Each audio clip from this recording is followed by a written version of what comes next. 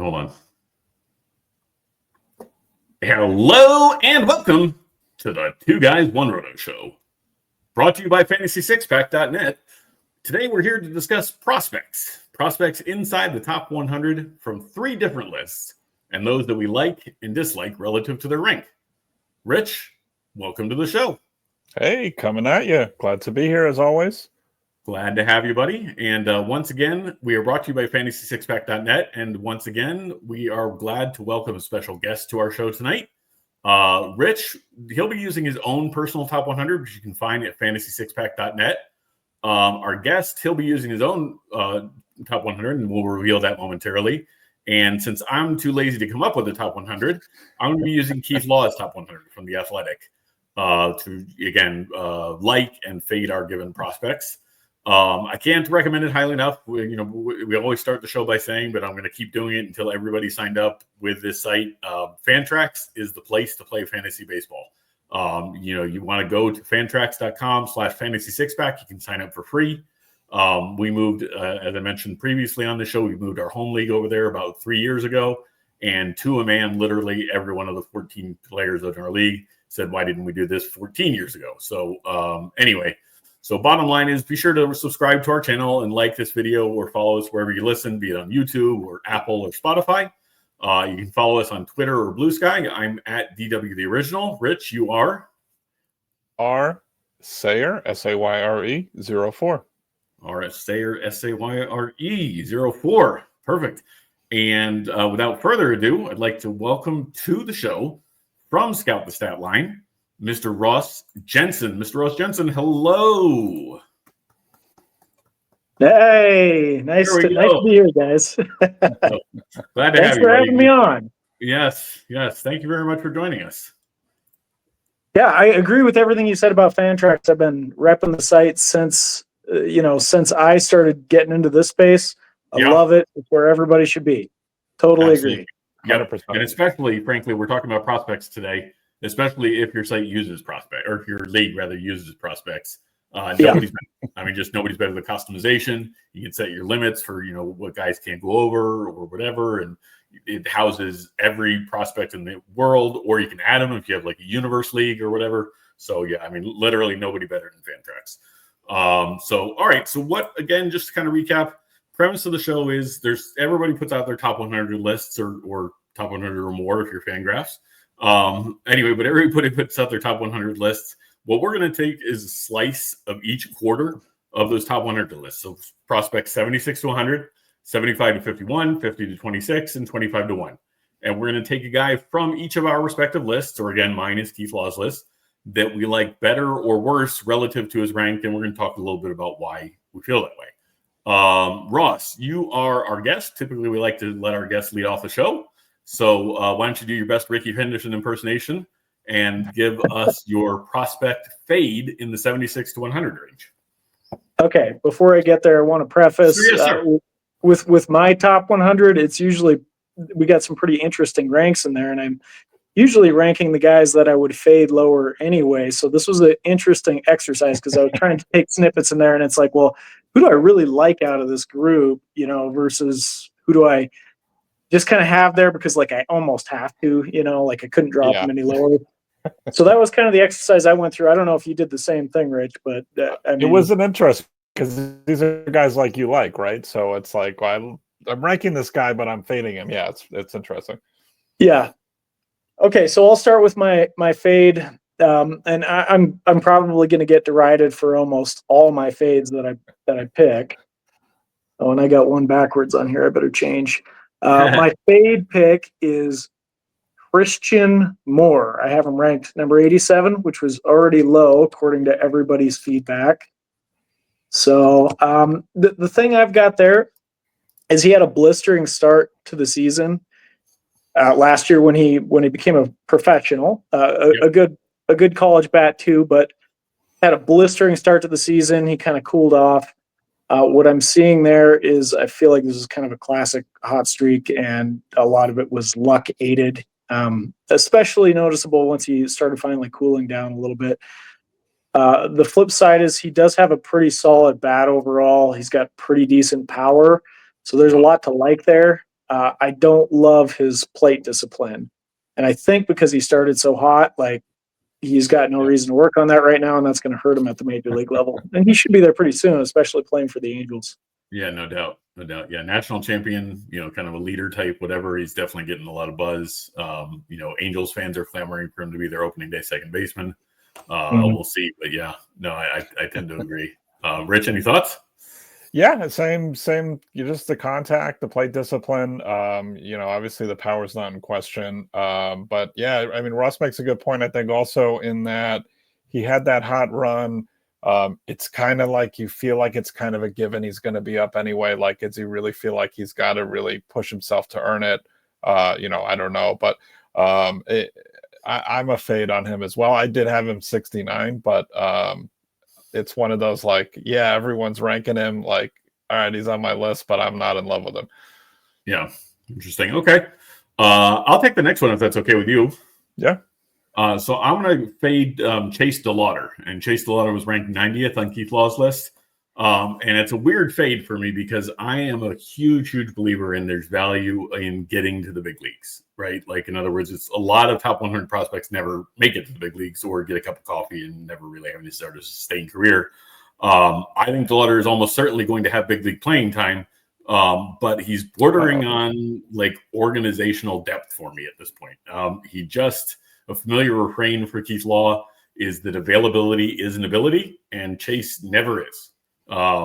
He's had just over 400 plate appearances in 2 years total since being drafted. He's broken his foot twice.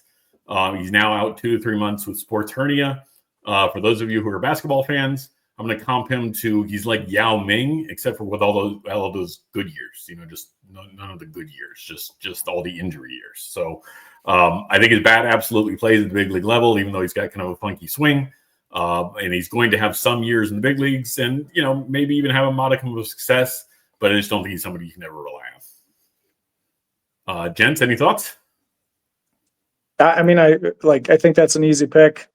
I have him ranked higher than where Keith Law has him, but I can totally see this ranking, especially now with him being hurt again. I mean, you made great points there. Like, you just got to stay healthy. Right. If you can't get the experience, then how are you going to develop? So I'm in agreement with him with that being a fade pick, and I think it's a pretty easy selection right now. Sure. Rich, but I think he's great when he plays. He has been great when he plays. Right, no, that's true. Rich, who you got for us on the fade table? Yeah, I would have been very tempted to go Dollander as well. I ended up having him at 71 on the overall ranking. As far as my personal roster ability, it's a 0 right now. But I chose for this exercise somebody that's been on the prospect radar for a long time, Kevin Alcantara. And my issue with him is, he's got the power in the bat. You can kind of see it if it comes together, but he's really had the same couple of issues all throughout his minor league career. One is the contact rate is not good enough. The strikeout rates are too high. And for really, you're looking at him as probably a power speed guy on the upside end of things, but he's never really shown like actual game power. He's had a 150 or lower ISO, any level he's had any extended playing time. So what I'm looking at him now is probably, he's still got the speed. He hasn't really filled out. A lot of these young, really big guys end up filling out and losing the speed. He's still got that. He's still got the defense. I think he could have a career kind of like Michael A. Taylor, but I'm not investing in him as a interesting prospect anymore. Yeah. It's interesting to hear you say that Kevin would be you and I argue about this all the time, but prospect development isn't linear, right? Kevin for me would be that type of prospect where he's going to he's obviously already been a slow burn, but he's going to, so all of a sudden when he turns 24 or 25, he's just going to pop and be a good player. Like, maybe not a superstar, but be a good player, but we'll see. I mean, you can never rule that out, but yeah, for my personal philosophy, once you've not displayed something for long enough, there's plenty of other guys that I want to make an investment in, so I'm going to move on. Interesting, yeah. So, all right, Mr. Jensen, how about a buy? Let's get positive in here. How about a buy for us? Much easier to talk about the buys. Yes, sir. Okay, let's see if I can do this without butchering the name. Yoelan Cespedes is going to be my buy pick with the Red Sox. Okay. He's in the lower sections of my top 100, 86 overall. But I think he's so far shown a pretty tremendous bat. There's some questions about his size, but I'm excited. I think he's an up and comer. Maybe you could argue like a shiny new toy, but I like what I'm seeing so far. I think this could be a big year for him. Interesting. Cool. Yeah, no doubt. I remember Longhang was pretty high on him, if I'm not mistaken, as well over at Fangraphs. And they had similar sentiment as far as prospect explodability, so to speak, right? Yeah. So yeah, totally agree. Mr. Sayre, any thoughts on Cespedes? Or I agree. I think he's a little bit under the radar right now in general consensus, and he's definitely got the upside to shoot up the ranks. And I think the Red Sox have been doing a good job with a lot of their prospects lately, so that's a good one. Yeah, no doubt. A lot of their prospects, like who, Rich? Well, I happen to be a Christian Campbell fan, but so, shout out to Eric Polsky there. All right. I'm sure you guys saw the monstrous home run from Roman Anthony today too. So he did. While the crowd was shouting overrated, apparently. Yeah. Interesting. Yeah. So that's I'm not, I just read it. I didn't watch the video, but that's what I read on Twitter anyway. Mr. Sayre, give us your buy, because I want to close the 76 to 100 crew with my buy. So give us your buy, sir. Perfect. So love for you to check out my top 100 overall. It's over at Fantasy Six Pack. And it's broken up into a couple tiers.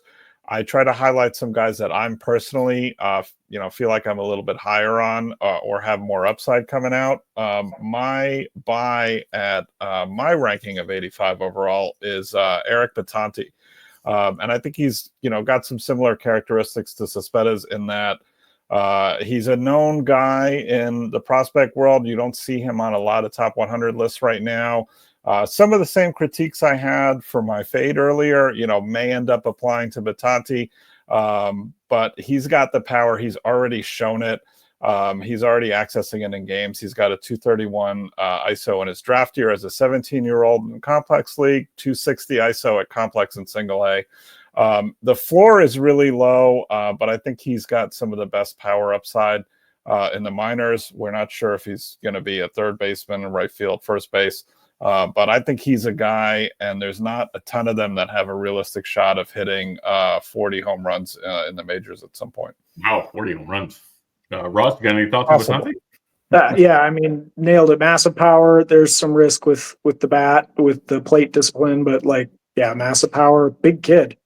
Yeah, no. So, all right. So speaking of big kids, I'm going to talk about a baby-faced kid, and that is Travis Sikora. Travis Sikora is ranked 85th by Keith Law, and for my money, that's way too low. I'm all in on Sikora. He's like I said, baby-faced kid and an absolute horse of a body. His first season out of high school was nothing short of absolutely remarkable. Struck out 129 batters in 85 innings against just 27 walks. So darn near a 5-to-1 strikeout to walk ratio as a high schooler in your first year of professional ball.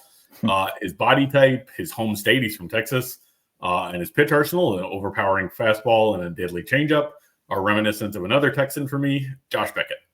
So I don't know that he necessarily has Josh Beckett's career. That's pretty lofty praise, but Travis Sikora, I am all in on big time. So, gents, any thoughts? It's a great start, and I totally agree. Put up flashy numbers, comes with regular, I guess, prospect pitching risk.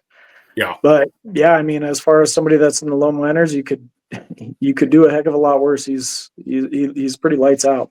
Yep. So, and Rich, I know you are fond of Sikora as well. You have anything you want to share? I'm super high on him. I think I actually have him ranked 37th. So we'd have to wait a couple tiers for me to talk about him. But yeah, I really like this stuff. I was a little spooked when you first heard he had this labrum surgery in his hip. And then as you dug into it a little bit, I think what I learned was he's had this issue for a couple of years, actually finally corrected it. And he thinks at this point that'll unlock actually a little bit more velo for him that he's been missing since earlier in high school. So, I'm excited about it. might unlock a little more velo for a guy who's already thrown 90. He's going to turn into Ben Joyce. There you go. All right, Mr. Jensen, why don't we head back to the fades from 75 to 51 now? Who you got for us? Okay, so this is going to really ruffle people's feathers. So I'm going to just go ahead and throw it out there. He's already low for me on my list, and so maybe it's not good to say he's a fade at this level, but I'm picking Jesus Made. And the reason for this is that he's one of those DSL bats. He put up great numbers last year. Do not get me wrong. Very young. Was 17 years old last year playing at the level. But I just don't trust it. I just don't trust what we're seeing in the DSL. We see this every single year. Somebody gets hyped up. They come over stateside. They don't put the same kind of numbers up. Right. Doesn't mean that they're a worse caliber prospect. And I think this will probably happen with Jesus Made too, where he's going to tumble down rankings, and then he'll slowly kind of recapture that stock over the next coming years. I think that's the more likely trajectory that we see here. Yeah. But I think most people have him too high. So he's not too high on my list, I don't think, but I'm calling him in the fade here just to kind of throw out the wet towel. Okay. Be a little more conservative. Right now, I think is too premature to start calling him the next number one prospect. Right. Yeah. No, I would tend to agree that everybody's looking for the next Acuna or Churio or whoever, Junior Caminero, those type prospects or whatever, and we'll see what Jesus turns out to be or whatever. But bottom line is that I agree. He's got an awful lot of flames around him right now for a guy who hasn't proven anything stateside. So I really hope that some of my league mates aren't actually watching this, because I was proposed an interesting question on X earlier, and somebody said, "Oh, would you really take?" Because I have Welvin Francisco rated higher than Jesus Made, and they said, "Yeah, would you really take him earlier?" And I said, "Well, I've thought about it a little bit, and it's like, well, if I was going to hold for the next 10 years, yeah, that's what my ranking is based off of. But if I was trying to play the market, then no, because I'm going to try to get into the trade value." And I literally had that situation come up in a draft just going back a month ago. And I said, but, I would be using that for his trade value, and he is on my trade block in that league. We'll see we'll see if I get anyone biting at it. That didn't take long. Two different perspectives, yeah. Mr. Sayre, your fade, if you please, sir. Yes, sir. So I'm going to fade Lazaro Montes, and I'm just not as high on him, I think, as a lot of other outlets that I've seen. He dominated single A in 2023 and early 2024, 150 WRC plus, 400 plus on base, 200 plus ISO. But if you dig into the numbers a little bit, there's always been a question about the contact rate. It went up to high A anyway. Contact rate dropped, ISO dropped, K rate rose, and I just think he gets profiled a lot to be the next Jordan Alvarez, and he's just never had the contact that Alvarez has, and that I don't think gets pointed out often enough. So for me, he's a fade where he's at. Like you pointed out a little bit earlier, David, is obviously these guys are still a work in process, but I just don't see the actual, a big thing for me, especially that I'm not a real scout in real life, is I like to see it on the page as far as the performance, and I just don't see that with Montes. Yeah, no, for a bat only prospect, I agree. His bat, at least thus far in the higher levels of the minors and high A and double A, whatever, has been lacking. Ross, do you have any thoughts there? You raised your hand about something. Oh, well, I'm one of those guys, that. Oh, that's what I was saying. You raised your hand as far as somebody might have retired. Yes, I have him very high in my top 100 rankings. I'm a believer in the power. I think you raised some good points about the risks that are associated with him. It's not a complete package from a hit tool perspective, I guess, that has been raised. I think since even before he started his career, that was the big concern about him, is there was holes in his swing. I think he's just proven that he's got more of that than people expected. Right. And so I'm kind of expecting that the development will win out here. and we're going to see him in the big leagues mashing. Yordan Alvarez being the classic comp that people like to associate with him, but I think you can kind of. I do agree with you. There were different kind of bats coming up, and Yordan's power really kind of developed more later, which is pretty common. Montez kind of has that early, but he doesn't have the same kind of bat that I think Alvarez had, or plate discipline. So absolutely, I think you're right on the money with those critiques. I just think the development's going to win out here. We're going to have a match in the big leagues. Well, and the org is a great one for developing players, so that's a positive. Well, I mean, he could also turn out like Eloy Jimenez, that's quite a possibility too, who came in with a lot of like clout and then just didn't quite pan out. Yeah, although I could see that kind of thing happen. Injuries and whatnot, but yeah. So actually, it's funny you mentioned the org, Rich. I was actually going to make a joke just the opposite, that the org is a pretty huge hint. I mean, if you were a pitcher, great, but like, who's the last Seattle hitting prospect who turned out great? I mean, I guess Julio is pretty good, but Yeah, I mean, he's the one that kicked it off. They have guys in the pipeline. Like I like Celestin. Pipeline, but I'm talking about guys in the majors. Well, right. Julio is the one that kicked that whole thing off, so we'll see. We'll see. All right, so speaking of prospect or organizations that are terrible at developing hitting prospects or prospects in general, I'm going to give you my fade is Chase Dollander at 75 on Keith Law's list, so he barely qualifies here. I'm going to give you two names, Tulowitzki and Helton. Those are literally the only Rocky prospect graduates that I can think of that have had any significant success in the big leagues. I'm sure I'm forgetting somebody, but I'm also not sure I'm forgetting somebody, if that makes any sense. Maybe Tovar turns out to be probably not on their level, but his glove is so damn good that he might turn out to be a prospect success, even though he's a below average hitter last year, below league average hitter. But Dollander, as a Rocky pitcher, and he's a double Rocky curse to overcome. He's a Colorado Rocky prospect, and he's also hailing from Tennessee, which is Rocky top. So he's a double Rocky whammy there. For those of us following the University of Tennessee, I'll conclude the show now with that terrible joke. Anyway, but his first pro season went about as expected for a major collegiate prospect. Should absolutely have a career in the bigs. I'm just not buying him as anything more than a fourth, maybe a third starter, and not for fantasy purposes. I'm talking for real life purposes. So bottom line is I think he's a good starter. I don't think he's a great one. Gents, any thoughts? I think there's risk. I think there's risk with Dollander, and he's one of those guys that I was criticized pretty roundly for not having in my top 100.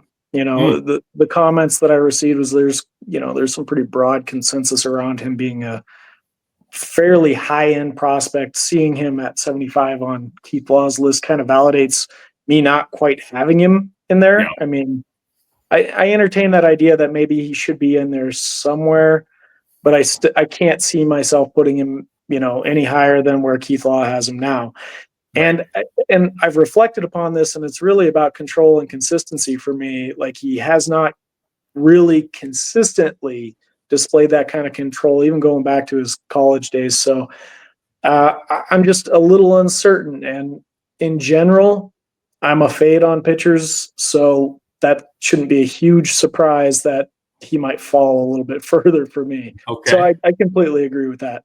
Fair enough. Well, let's have some more fun. Let's get back into the buys. Mr. Jensen, your buy from 75 to 51, if you please. All right. So I went with Braylon Payne, a youngster just drafted in last year's draft. I believe he went 17th overall. I have him at number 69, and he's just one of those guys I'm putting my chips in with. Like, he made a debut, he's got a very small sample to work with, but that sample was very nice. So I'm excited to see what he does this year. He's kind of my prep bat that I'm going with that not a lot of people are talking about. Okay, gotcha. And he's a high school draft. I'm actually not familiar with Braylon. Is he a high school draftee then? Yes. Interesting. Yeah. Where from? Let's check it out. I think I got his profile up here. He's from Lawrence E. Elkins High School in Missouri. Okay. And he went to the Brewers, number 17 overall. Yep. There you go. Hey, there you go. Nailed it. So, okay. Yeah. Interesting. I like that call. It's an off-the-board call. I like it. Mr. Sayre, you want to give us your buy? Yeah. So maybe a similar variation of the same type of player. I went here with Theo Gillen I think he has, was well regarded for his hit tool. I like he's got premium speed. I personally like the frame to add a little bit of power over time. I like the thought process that, he could tweak the swing a little bit, pull it a little bit more, a little bit in the air more. And I think he gets to be a pretty well-rounded player. He's not like an Enrique Bradfield type guy where he's going to be lean and just rely on the speed. So I think he's somebody that could rise quickly once he starts playing this year, and could sneak into the, I have him at 68. I think he could easily sneak into the top 50 towards the end of the year. Nice. All right. Yeah, you're right. Same vein. Picked one selection after Payne. So yeah, I mean, both of them kind of nicely sized high schoolers. I don't want to say big. They're not big, but they're not small either. Yeah, I like that pick. Cool. So, all right. So I'm going to go with my buy, and this goes to anybody who has ever read anything I've written about collegiate first baseman is going to deride me for this. They're going to say you're a hypocrite, whatever. This one goes against everything I believe in with regards to collegiate first baseman, but it's Jack Caglione, who is ranked 60th on Keith Law's list. He's my buy at number 60. I have said over and over again until I'm out of breath, don't ever roster a collegiate first baseman drafted in the first round. They'll let you down every single time. And there's a litany of examples. But Cags for me is a special athlete. I think he might be willing even to handle an outfield corner. And he can impact the game with more than just his slug, although he's got plenty of that. This is not a typo. He's got, at least as of the time I wrote this yesterday, 2,097 OPS in spring. 2,097. Okay. Anyway, his skill set, this is an odd comp to me because I know you're not allowed to make comps, across generations and whatever. And a lot of our listeners probably won't even remember this player. But his skill set to me is somewhat reminiscent of Pete Garrett Anderson, where he's not going to provide necessarily a lot of defensive value, but you can plug him out there in right field and he's not going to hurt you. And he's going to draw a lot of doubles and he's going to hit dingers and he will hit for average, but not draw walks. So his, batting average might be 260, 270, but his on base is still only 310. But bottom line is I like Caglione a lot. I just think he's just going to hit piss missiles all over the place. I think it's just as simple as that. So, gents, any thoughts on Caglione? I'm shocked that he's even that low on Keith Law's list. And for that reason alone, I would say he's a buy. I have him, and I've been criticized for having him too low on my list. I think he was like 29 or something like that. He's right around that range for me. So I'm quite a bit higher on him. I do think that there's risk. He had a okay, not good debut. And I mean that very specifically. I didn't see anything that was awful, but it wasn't good.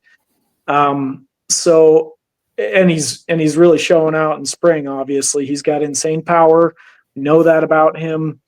He doesn't walk a lot, which is a little unusual for a first baseman, but he doesn't strike out a lot either. So that kind of tells me he's a free swinger, but he's able to, get at the ball, just massive power. So I think the potential there is really high. I think especially at number 60, this is an easy call for a buy just because of the upside. Rich, you want to talk about your fellow Gator alum? Well, he's not alum, but your fellow Gator at all, Jack Caglione? Yeah, I think, we talk about the first base issue a lot, not even just collegiate, but, it comes down to athleticism, right? And then, so that is a differentiating factor, I think, with Caglione, is that he's got the athleticism to play elsewhere. He was pitching as well. So that's, I think, a big reason why he was first base and maybe not in the outfield somewhere. I like it. I like the pick. I think it's plate discipline. Ross was talking about it a little bit. It's not necessarily the contact ability, the bat to ball. It's, can you cut down on the chase? Can you get into counts where you can really use that power rather than expanding the zone? But he's very, interesting as a prospect for sure. Yeah, no doubt. We have reached the midway point of our show. Ross, we'd like you to take a minute to talk to us about Scout the Statline and what that's all about. Yeah, absolutely. So Scout the Statline, we kind of started building this database model way back in 2018. Me and Jordan Rosenblum, who is he's really blowing up. He's got leaderboards over on Fangraphs now. Oopsie, if you've heard of that. They just do projections. Ours that we built out originally are a little bit different. We focused on projecting all minor league players' stats, translating them to what they would look like at the major league level, and we've kind of just built a little business out of it. I hesitate to call it a business. We should maybe call it a community. That's probably a better way to state it. But we house all of our projections there. We built rankings around these, and it's really a huge part of how I form my own personal opinion. What we've really excelled at is like really pinpointing people as they're rising. In season, I think we've been called kind of like a secret weapon.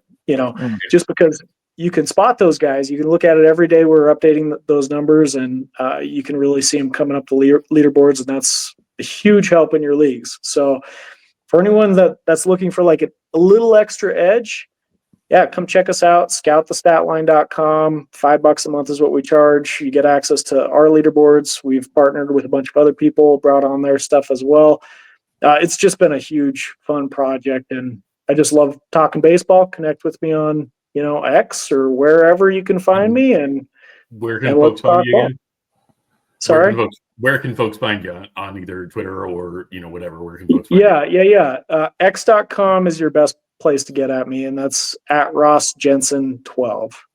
At Ross Jensen 12. Right down there. Right there. There you go. Yes, absolutely. Yeah. So, that's Scout the Statline. I don't know how long I've been following you guys over there, but it's been a minute, and I totally agree. It's an invaluable resource beyond belief. It reminds me a little bit of, except for from a fantasy perspective, of for those of us who are old enough to remember Carson Sestouli over at Fangraphs. He used to do his 5 prospects that were completely off the radar and guys that he was just keeping an eye on. And, and then he would hit on one every once in a while. And they'd be like totally off, like a Spencer Horwitz type prospector. Just like somebody who comes up to the big leagues and contributes and whatever. And not that Scout the Statline is that granular with it or whatever, but totally agree. Super, super valuable resource. So anyway, all right, diving back in, we're going to go back to our fades, unfortunately.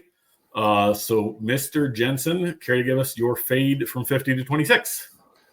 All right, 50 to 26. So the fade that I picked on here is going to be another unpopular selection. And for the same reasons that I think my Jesus Made was an unpopular selection, probably. I'm going with Bubba Chandler. I have him at number 42. Most people think that was way too low already. He's ranking in some places as a top 10 prospect, top 20 in a lot of different major publications. Yeah. I will say this in general, I am lower on pitchers. One of the back and forths that I had with somebody is they'd said, why? Explain to me why you dislike Bubba Chandler so much. And it's not that I dislike him. And I want to be clear about that. And I said this to him. I said, he's not doing anything wrong.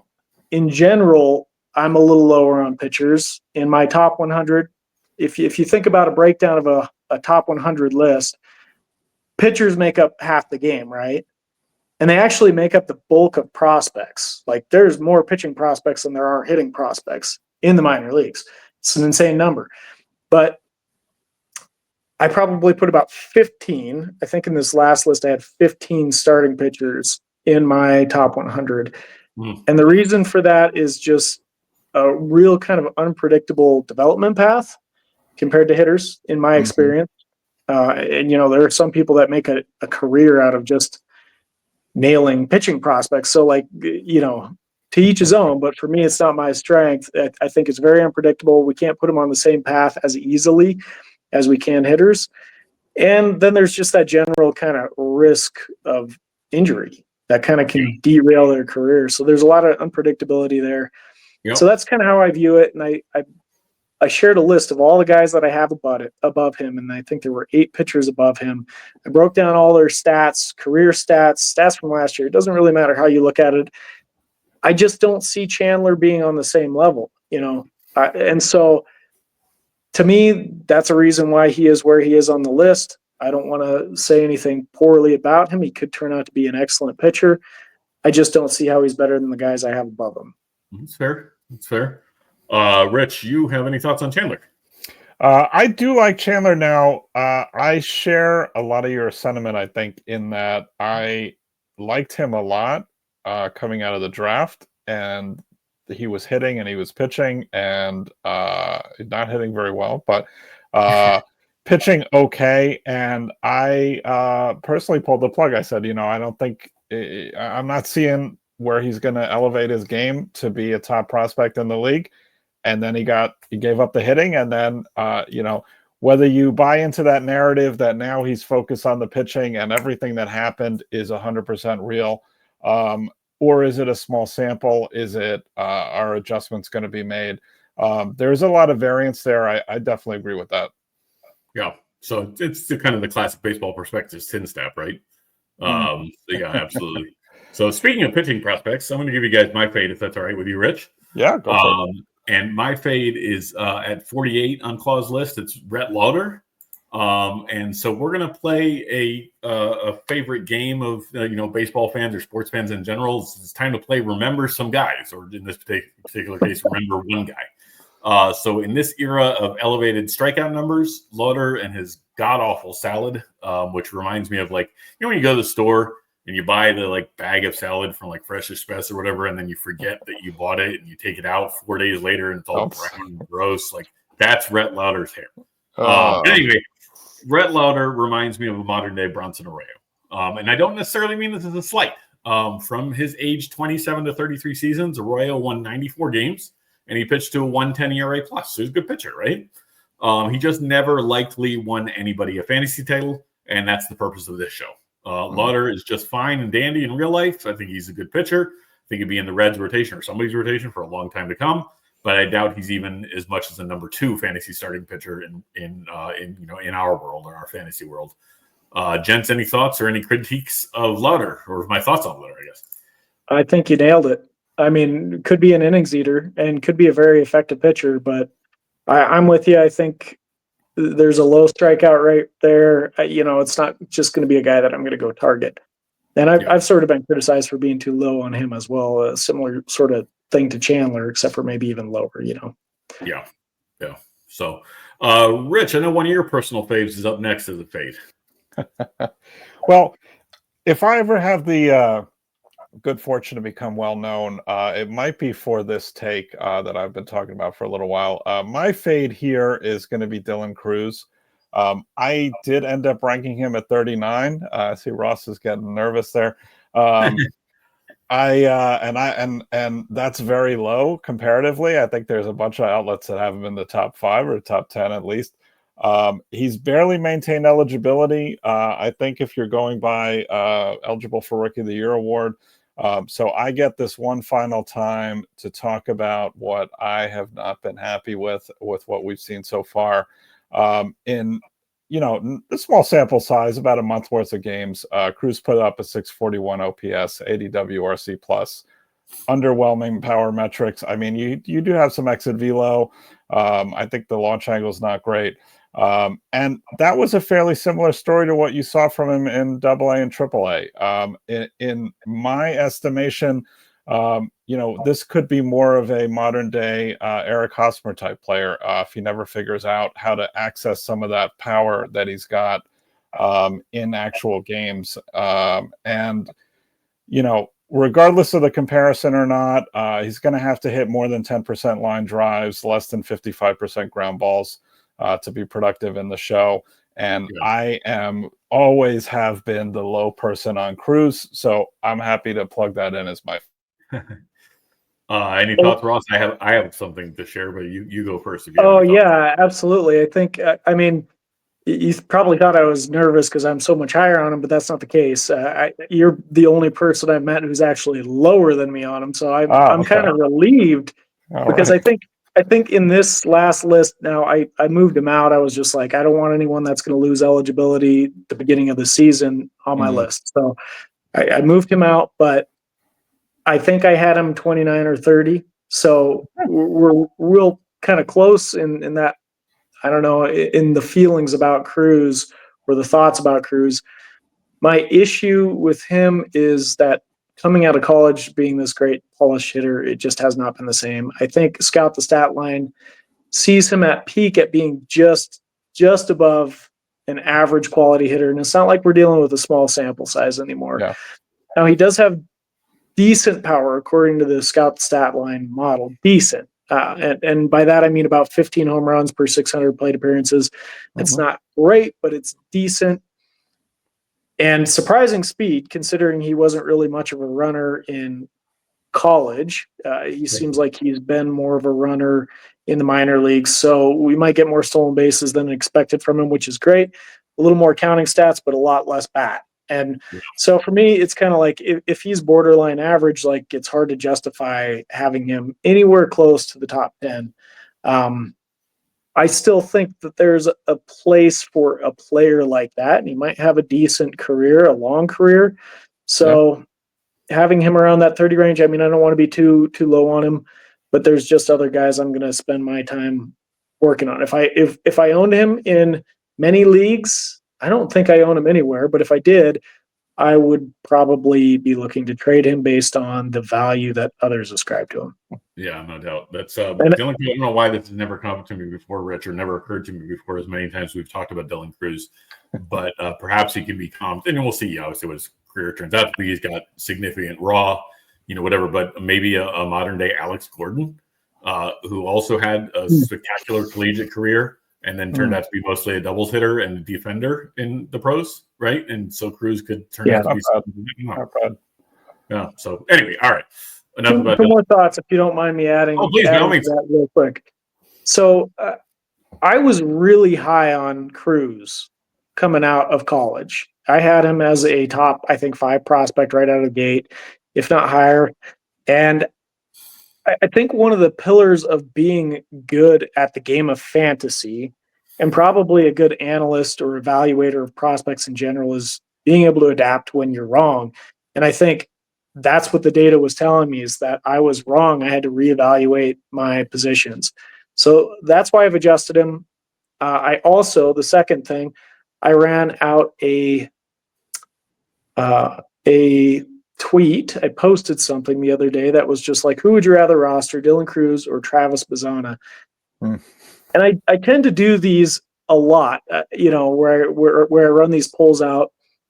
And usually I do it when I know what the answer is going to be and I am like of the other position, because I want to review it later and say, hey, this is what you guys thought about this situation. Maybe you should review this later, or maybe you should review a different position now. And it was 71% for Cruz, and I'm just not there. Yep. Yeah. Interesting. What's the third option on that? Anyway, no. Okay. Anyway, so that's a discussion for another time. How about we get into some positivity? You got a buy for us, Ross? Yeah. Okay. Probably again unpopular. These are all unpopular picks. My pick is Adael Amador, who made his major league debut last year. He came into last season getting a little bit of clout, I would say. And in fact, Baseball America, I think, gave him an 80 grade bat, which was surprising to me, but also kind of exciting because he's a guy I've been a little higher on for a while. He had a poor season in the minors. He was moved in the major leagues anyway. And I kind of think, I kind of believe that he was maybe cheating for power, looking for some extra power, and he sacrificed his, I guess, his approach and his hit tool a little bit so he could reach extra power. Whatever it was, the Rockies decided to promote him anyway. It was not great debut for Amador in the major leagues. But fast forward to now, everybody is off of this guy. He's out of a lot of top 100 lists. Everybody is kind of like forgotten about him, it seems like. And he's having a pretty good spring. So we'll see if it turns out to be true. But and he can hold a position. But I'm still on him, and I'm looking to buy where I can. I've always liked Amador. I did fade him a bit. So I have him on the back end of my top 100, but I think there's something fluky going on. Like, you don't have that kind of hit tool with decent speed and consistently run like a 200 BABIP, and I don't really understand what's going on Yeah, there. as I recall. It was like, So you were saying about Amador, Rich? Yeah, we dropped in a little bit. So I'm still on Amador. I have him, I did fade him down to the back end of my top 100, but I still believe in the hit tool. I don't know what it is. I think there's something fluky going on with his performance to date. I am a believer, like I said, in the hit tool, and I don't understand how you can have that kind of contact and for over so many hundreds of at-bats run like a 200 BABIP. And I think at some point that corrects itself. But it's he's like you said, Ross, there was a period where he hit like 6 home runs in like 8 games, and then they bump him up, and then he hurts himself, and he's pressing. I do think the Rockies are a terrible organization, as Dave mentioned a little bit earlier. That's like 3 negatives if you're a pitcher, but you still got a negative even with your hitter. But I do still like Amador. Okay, fair enough. Rich, you and I each have one of our personal favorites, if not our overall personal favorite prospects up next. So do you want to take the next one, or you want me to? I'll jump in. Right. Yeah, this is somebody that I think might be, I might be on the hype train going off the rails here, but I am really excited about Connor Griffin this year. I ended up ranking him 32nd on my top 100. I had him second overall, depending on where if you rank Sasaki in your first year player drafts. I like him and Chase Burns quite a bit in this draft. And I think Bazana and Wetherholt are, definitely have a higher floor. They're fairly safe major leaguers. I think Griffin is the one that's going to be has the upside to be the best in this class. And I think the hit tool is a little bit of a mystery box. Didn't have a lot of great competition out of Mississippi State. But I really liked, for whatever it's worth, what I saw. There was a lot of updates over the winter that he was working on his swing, that he was working on this, working on that. And not so much for the fact of what the tweaks or the changes might be, but that he was engaged in wanting to be the best that he could be right out of the gate as a young kid, an 18-year-old kid. And you look at him, you look at what you've seen from him in spring training, and he, I've made this statement a couple of times, like, he's 18 and like he looks like a man among boys playing out there on the field. So I'm really excited with what we see from him. I think you could see him be in the top 10 by the end of the year pretty easily. Wow, high praise. Ross, any thoughts? Yeah, I totally agree. I mean, it's an interesting dichotomy you have with your fade and your buy here, because we've got a top college bat, we've got a top high school bat from 2 different classes, but you're fading the college guy, you're going with the high school guy, and in my experience, that usually turns out to be pretty good. So I'm with you on that. I like Griffin. I think there's too much unknown for me to rank him too highly, but I could, being the top high school bat out of that class, I've got to be a little more excited about him just because of the track record of these guys being hits. So I'm with you. Yeah.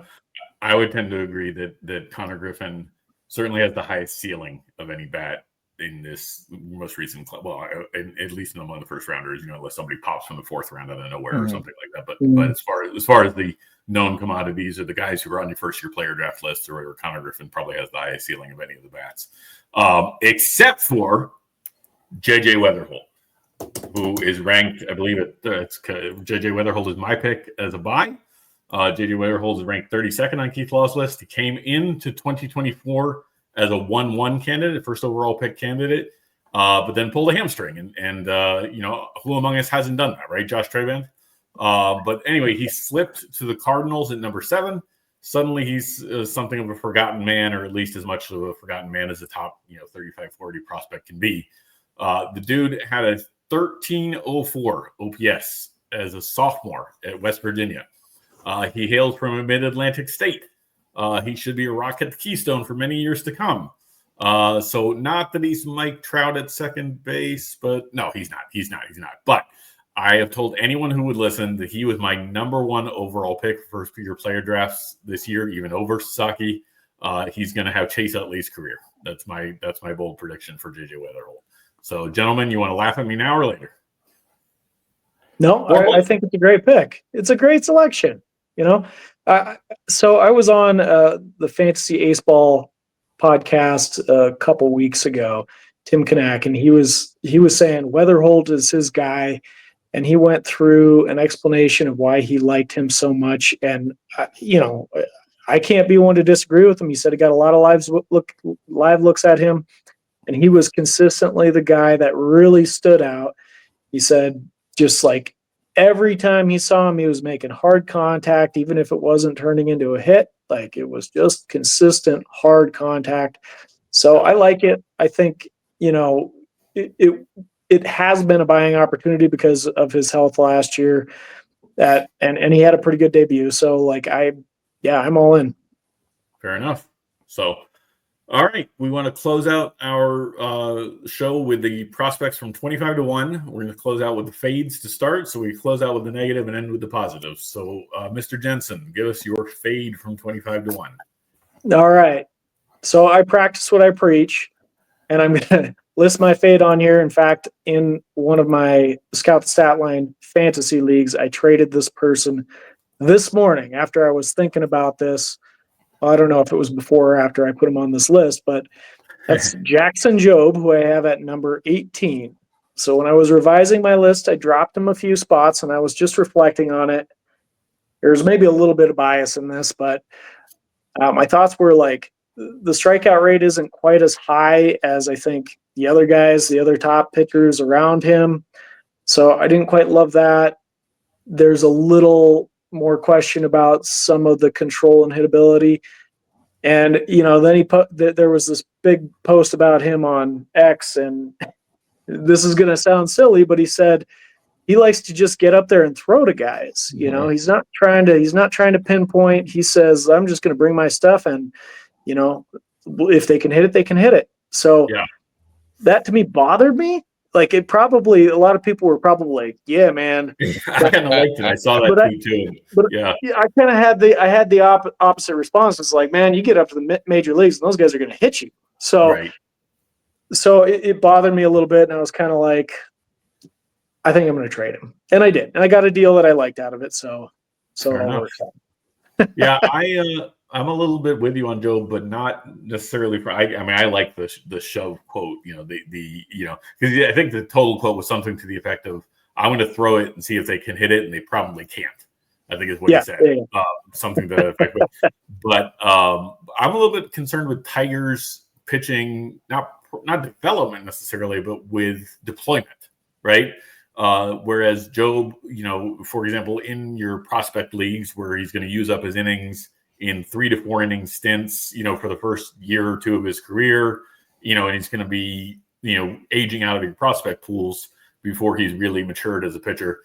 I think we look down 5 years down the road, Joe might be quite a fine pitcher, but I think maybe the first couple of years you're in for a little bit of a rockier start at the beginning, not necessarily from a result standpoint, like a per outing standpoint, but he's not going to be Justin Verlander out of the gate, I guess is what I'm trying to say. Or I don't know who he is, but you know what I mean.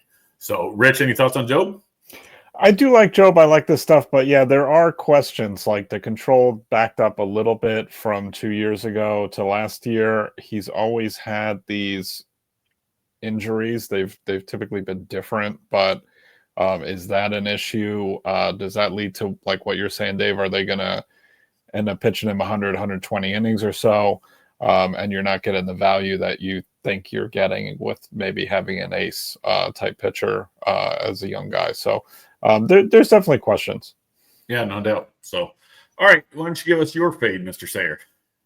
All right, yes, sir. So this is an interesting position, right? So you got players that you rank, and these are the 25 best, but you're going to fade one of them. So we were talking about that at the beginning of the show. But my fade is Matt Shaw, and it's, like I said, a little bit of a hard fade, but I've generally been the low man on Shaw, and it's an interesting point in time because he's got the job basically being handed to him. He's going over to Tokyo or whatever. Unless he falls flat on his face from here on out, he should be their third baseman. He should have that job to run with it. And he just put up a 20-30 season in the minors. I'm just not convinced that the power that he's shown so far really translates in the pros. It does look like he can hit line drives, or hit balls, line drives all over the field. So he should have doubles power. But when I look at him, I see more of a guy that's like a 270, 275, 12 to 15 home runs, maybe 20 steals in the bigs. And I just think he's being valued as, the next big thing. And it doesn't quite translate to that. Yeah. Yeah. I saw, I don't remember who it was, but somebody him to a slightly smaller Alex Bregman, and as if that was a good thing. And I said, that's not, Bregman's already kind of small. So like, that's not, I don't necessarily think that's such a good thing. Bregman, I believe, is only topped 40 home runs, I think, that 1 year back in like 17 or whatever when he finished, or 19 or whatever it was when he finished as the MVP runner-up. But outside of that year, he's never really had sterling power year in, year out. And if you're a smaller version of that, kind of to your point, Rich, in points leagues, he's probably going to rack up a lot of doubles. He's going to get you some steals, whatever. He's going to get on base a lot. I think he's got a good batting eye. But bottom line is, I don't think he's the superlative prospect that he's being made out to be. Ross, any thoughts? I mean, if he turned out to be as good as Bregman, I would be surprised. Well, smaller than Bregman. Yes, a smaller version all around. I mean, Bregman has had a pretty good career, so I don't want to use that as a negative with Shaw, but I don't see him having anywhere near the same kind of plate discipline that Bregman showed even coming up. I don't see him. I mean, I think he's going to have a pretty solid bat, but even 275 that you were saying, that might be kind of a stretch even. Maybe his good seasons, I could see him topping that. But I do think he's got good speed and he's got decent power. So I can believe that there's maybe a 20 home run sort of ceiling, 25 maybe. Maybe something similar for stolen bases. So there's a lot there to like. Right. But I don't. Yeah, I'm kind of with you that it would be maybe a slight fade for me. I have been more intrigued with him this offseason, though, especially knowing that he's going to have a spot in a position. He really did legitimately have a great season last year too. So. Yep. Yeah. Well, and again, to Rich's point originally, we're in the 25-1 range. It's we're hardly fading these guys so much as just being forced to do it. But Rich, how much I love comping players to random other players, as I did with Dylan Cruz and Alex Gordon. I got one that just hit me from Matt Shaw. What if Jose Offerman hadn't been terrible defensively? That's kind of matching a lot of doubles, some steals, hits about 270. Okay, anyway, that's enough of that. All right. Yeah. Jordan Lawlar is my fade, and he's ranked 10th. And on our prospect show we did last year over Two Guys One Roto, I faded him last year, and Keith Law himself actually gave me some critique for doing this. He said, why'd you do that? It's fine if you want to fade him, but you got to back it up. So I'm going to back it up as best I can, not a scout. So I get it. He's an athlete, right? He can field. He can run. He's got some pop. But you know what else he's got? Injuries. Lots of them. Lots and lots of injuries. And Fangraphs rates his hit tools a 40 future value. So we've got a guy who can't stay on the field and doesn't hit all that well. And the organization, if this is a friend of the show, Josh Trabant, once told me that when the organization tells you something about the guy, believe them, right? So they just handed Geraldo Perdomo $40 million to not be Jordan Lawlar, right? So I don't know that necessarily rules out Jordan Lawlar of a job. He can move to second or third. Well, not second with Ketel Marte there, but who knows? There's options. If a guy forces your hand, they'll find room for him. He's on the top 100 list based on his tools alone. But if I were writing my own list, he's definitely not a top 25 guy, and maybe not even a top 50 guy for me. He's just not on the field, and he can't hit. Like, what are we doing here? So I don't know. That's my thoughts. You guys want to laugh at me now, or what do we got? I mean, I'll throw in my 2 cents. I kind of like Lawlar as a buy because I think he has been faded, like exactly to your point. Yeah. I think a lot of people are viewing him the same way. Not a top 25 guy, not a top 50 guy. There are the injury issues. But, you you buy when there's blood in the streets. That's what they say, not literally, but Hey, figuratively. we're not having violence on this show, buddy. Like, this is- Yeah. But I would say I think right now is the time to get in on him when he has played, when he has been healthy. He's really dominated, and I think he's dominated more as he's moved up the ranks of the minor leagues, and that trend is something that I like to watch really closely. And he's just crushed it in AAA when he's played there. I mean, he's been an absolute monster. So I think that bodes well for the future. Of course, it's not a guarantee. It's still going to take some reps in the major leagues before he gets there, but I like him as a buy at these prices. Fair enough. Well, to your point, though, you say at these prices, 25, 50, whatever, Keith Law's got him at 10.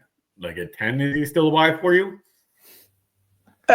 For me, he's fringe. He's fringe in that range. Right, right? Like I'd be looking for deals, but I do have him in my top 10. But I don't think most other people do. Right. So, no, fair enough. Okay. Interesting. All right. I had him at 28, and the main issue, I mean, the performance is there when he's played. The main issue for me is he's got 3 separate non-contact soft tissue injuries in the last 4 years. So I was big into him last year. We had this conversation, a little bit of debate on our show. We did, and then I'm out. So right. Yeah. So, all right. Mr. Jensen, do you want to close with your buy, or do you want to let one of us go first so you can close the show? What do you want to do, buddy? I'll go ahead. I don't care who closes the show or opens the show. Let's just go. Why don't you give us your buy, buddy? Why don't you go ahead and give us your buy? Okay, with my buy, this is a guy that I've been really high on, and I was even critiqued a little bit for dropping him a little in my rankings. I just was correcting a little bit, but I'm going with Franklin Arias with the Red Sox, number 23 overall for me. I'm extremely high on the guy. I think he's demonstrated an excellent hit tool, great plate discipline. I think there's a potential for growing power there and some speed. So this is a guy I just really like. I want to see how he does this year. I'm all in. I'm buying any chance I get. This guy's maybe not even top 100 guy on a lot of people's lists. So, yep. Rich, your thoughts? I like Arias a lot, and I made a pretty aggressive move, I think, last year in one of our leagues to acquire him because I really like what I saw. And there's been a lot of conversation in the offseason around, I'm going to bring it back to Jesus Made. And you start digging into the numbers, and they're getting into in-zone contact and exit velo in the DSL and all this stuff. And as I recall, there was only one player that had a better in-zone contact rate than Made, and that was Franklin Arias. So, maybe not the same power, but there's a lot to like there, and I think that's it's gonna translate this season. Yeah, he's definitely a buy now or regret it later type player, I think. Right. So buy now before your league mates recognize to do so. Rich, I want to go next, and I'm gonna let you bring us home. I've got as my buy at number 8 is Carson Williams, and I know I just got through saying that Red Lawlar is a better real life prospect in fantasy, and the same is certainly true for Williams. However, I'm convinced that there is a very legitimate fantasy player here. He's got a carrying tool, right? He's got the glove. He's going to be an everyday shortstop in the big leagues whenever Tampa decides to give him a chance to do so, or not sign a Sun Cam or whatever. But anyway, he's got a strong secondary tool, the pop, right? He's going to hit dingers. And I've said this many times before. I think I maybe even said it on a last year's show. I think we're looking at Brandon Crawford's career with more pop, and that is one hell of a player. I don't think he's a player who's going to carry you to a championship, but he's a player who's going to fill out your lineups. He's going to hit 25 to 30 dingers. He's going to save a lot of runs with the glove, which keeps him in the lineup in spite of probably a pretty low average. He's probably even going to steal a modicum of bases. He's just a player. He's just a ball player, man. Like I just like Carson. Gentlemen, any thoughts? So I guess I'll go. I'll take the opposite side on both of these guys for our closeout with you. Carson Williams, I find it to be an interesting prospect. I think you're right about a lot of those points. He does have really good power. He's got some speed. Those are the counting stats you want. There's a huge red flag here for me, and that's the strikeouts. I think if you translate his strikeout rate into a peak number by Scout the Statline. It was something like 180 strikeouts per 600 plate appearances. That's getting up into the 200 ranges if you're playing extra plate appearances in the season. And it's just I guess your room for error with that kind of a strikeout rate is just so thin. Like, he's got to be on point with those times that he does make contact, and that's why I'm concerned. I think that could derail him completely. So I'm a little bit lower on him than I think others because of that simple reason. Could he become a very good player? Yeah, I mean, I think he certainly could, but he's got to cut down the strikeouts. Okay, fair enough. Rich, any thoughts, or do you want to carry on with your player, buddy? Yeah, it's a really lazy comp, but I think he could be Willy Adames' Brewers years. I think that's a likely outcome. And you always talk about it. I'm surprised you didn't hit on it today, but the defense is going to keep you playing every day. You got it. Yep. So those of us in, that's not necessarily a good thing in roto leagues, right? Because you're going to drag down your average or whatever. But in points leagues, like with that 70 or 80 glove that he's got, they're just going to keep rolling him out there. He's just going to keep vacuuming up everything that's hit anywhere near him.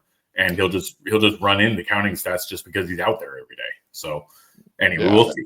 Important distinction. Yeah. So I anyway tend to trend towards point leagues, but a little bit of a difference probably in roto. Yeah. Yep. Mr. Sayre, close us out with your buy. Yes, sir. So I am excited. My buy, I have him ranked 13th overall right now. It's Leo DeVries. It's not somebody that you're going to buy at any kind of discount, but I think sometimes you have to buy high, as they say. And the more I looked at it, the more impressed I was with DeVries. He started accruing his professional stats as a 17-year-old in single A. We know that.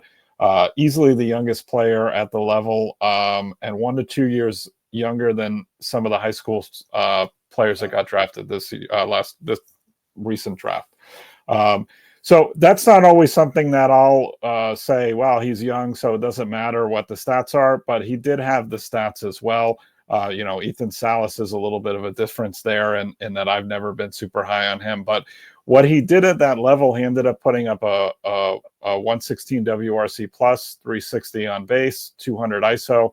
But what I was even more excited about, and Ross had touched on this a little bit earlier, I think with Lawlar not moving up levels in this case, but as the season went on, the production improved. He went to a 158 WRC plus and a 300 plus ISO from July to the end of the season as a 17-year-old in single A. For me, he's the odds-on favorite to be the number one prospect next year. I could see him having a career similar to his future infield mate, Manny Machado. Well, high praise. Mr. Jensen, any thoughts? Yeah, I mean, I completely agree with pretty much everything that you said. I have him number 12 overall. I'm on record saying the same thing. He's my favorite to be the number one prospect come this time next year. So we'll see if that turns out to be the case or not. He's going to have some competition, but I think my track record for that has been pretty decent. So we'll see if it turns out. I'm huge on DeVries, and I don't have enough shares, that's for sure. But yeah. I'm a big fan. I was into fade the DSL signees, and you'll get them later when people get tired of them, and you never got that chance with DeVries. So right. Yeah. So, all right. Well, fair enough. I think it's been a great show, guys. Ross, can't tell you how much we appreciate you taking the time to join us. Once again, be here. Tell everybody where they can find you on social media one more time. All right. If you're looking for me on X, it's at Ross Jensen 12 right there. Okay. If you're looking for Scout the Statline, you'll get a lot of different kind of content, but it's really kind of sending out information from our different models, and that's at Statline, STATLINE, Scout. Great. SCOUT, Statline Scout. Perfect. Yeah, and it's just scoutthestatline.com, correct? And it's scoutthestatline.com for our website. Perfect. That's great, man. Rich, as always, a pleasure. Looking forward to doing this with you again next week. And thanks again for listening, everybody. Thanks, guys. All right. See you next time.